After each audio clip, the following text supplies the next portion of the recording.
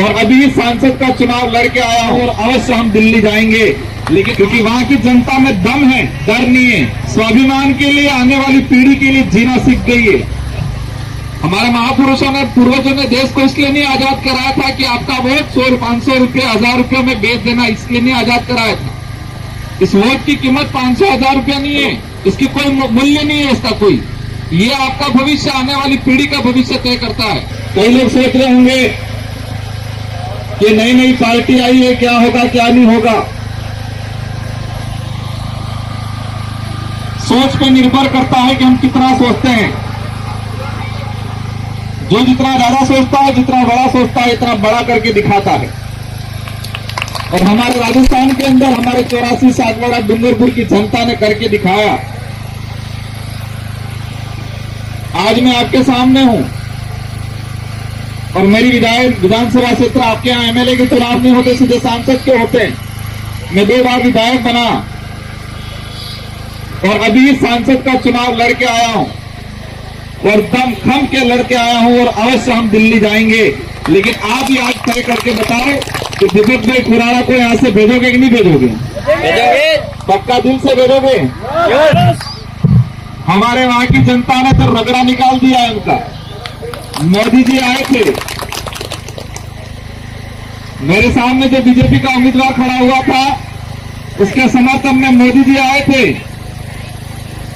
और आपने सुना होगा कि वहां पर मोदी जी आके इतना बौखला गए थे कि क्या बोल के गए वही पता नहीं, पूरे देश में विवाद हो गया बांसवाड़ा के अंदर।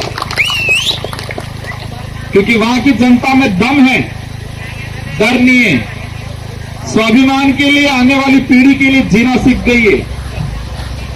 यहां के युवा साथियों को देखा मैंने और यहां पर भी युवा साथियों को देख रहा हूं मैं। इस देश को आजाद कराने में युवाओं का बहुत बड़ा योगदान था।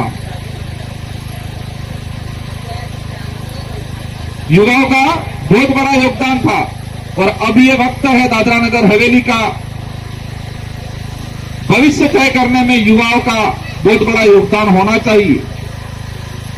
हमारा समय, हमारी एनर्जी क्रिकेट में और बॉल फोन में ही नहीं गंवानी है, इंस्टाग्राम या फेसबुक पे नहीं गंवानी है। आज का जो समय है, आज की जो युवा पीढ़ी है, वो आने वाला भविष्य तय करने का काम करने की जिम्मेदारी आप लोगों के हाथ में। परिवर्तन लाना है। दादरा नगर हवेली की जो परिस्थितियां देख रहे हैं हम, इतना बहुत कुछ होने के बावजूद यहां के लोगों की स्थिति खराब है।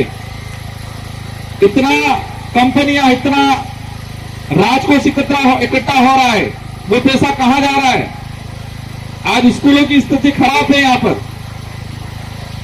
आप जिन बच्चों के लिए रात दिन मेहनत करते हो, हमारी कई माताओं के गोद में आज बच्चे हैं, उस बच्चे के लिए आप मेहनत करते हो रात दिन, उस बच्चे को पालने के लिए, उसको बड़ा करने के लिए, उसको पढ़ाने के लिए। लेकिन वोट के वक्त उस बच्चे का चेहरा एक बार देख लेना कि ये मैं जिसको वोट दे रहा हूं, ये बच्चे का भविष्य निर्माण करेगा, इसका भविष्य घर तक मिल जाएगा। किसको वोट दे रही है देख लेना एक बार इसका चेहरा। जिन बच्चों के लिए रात दिन मेहनत कर रहे हो, उन बच्चों के लिए देख लेना कि मैं वोट देने जा रही हूं।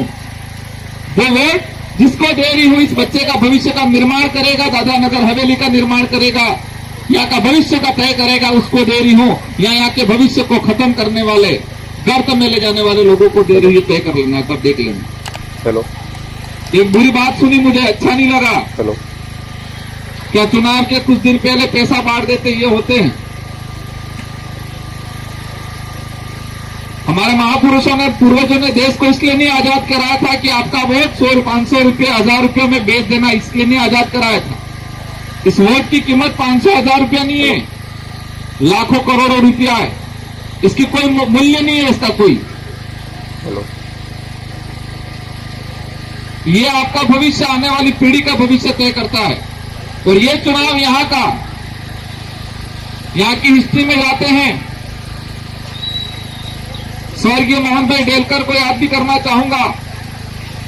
और आज जो यहां पर परिस्थितियां बनी, वो दुखद परिस्थितियां बनी है। कि जो व्यक्ति जिस सिस्टम के खिलाफ लड़ा उसी का परिवार उस सिस्टम के साथ हो गया, वो गलत हुआ है। दादरा नगर की जनता के साथ गलत हुआ।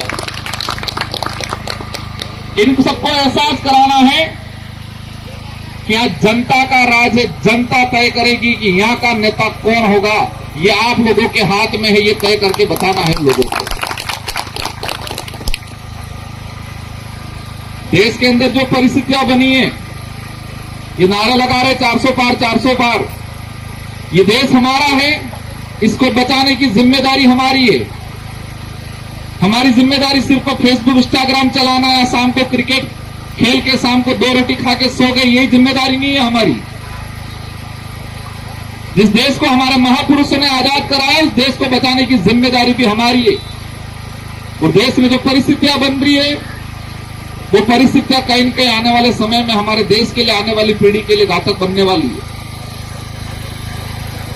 लोगों को झूठ बोल बोल के हमारी उधर की जनता तो जागरूक हो गई है। 2013 में सत्ता में आई है, 15-15 लाख रुपए दे दूंगा यूं करके, यही चलाया था उन लोगों ने पूरे देश में। आया किसी के खाते में? 2019 में वापस सत्ता में आई है लोग, पुलवामा हमला हुआ। मैं इस अवसर पर इसलिए बात बताना चाह रहा हूं कि जब तक हम थोड़ा इतिहास नहीं जानेंगे, तब तक हम भविष्य का निर्माण नहीं कर पाएंगे। 2019 के अंदर सत्ता में आने से पहले पुलवामा हमला हुआ। इन लोगों ने प्रचार किया पूरे देश के अंदर कि इस बार देश में शहीद हुए सैनिकों के नाम से वोट दो। जनता ने वोट दिया कि पुलवामा हमला का बदला मोदी जी लेंगे, मोदी जी लेंगे करके। सारे टीवी चैनलों पे एक ही चलाया कि पुलवामा में हुए शहीद सैनिकों का बदला मोदी लेगा, मोदी लेगा करके। क्या हुआ? सत्ता में आ गए। सत्ता में आने के बाद आर्मी भर्ती खत्म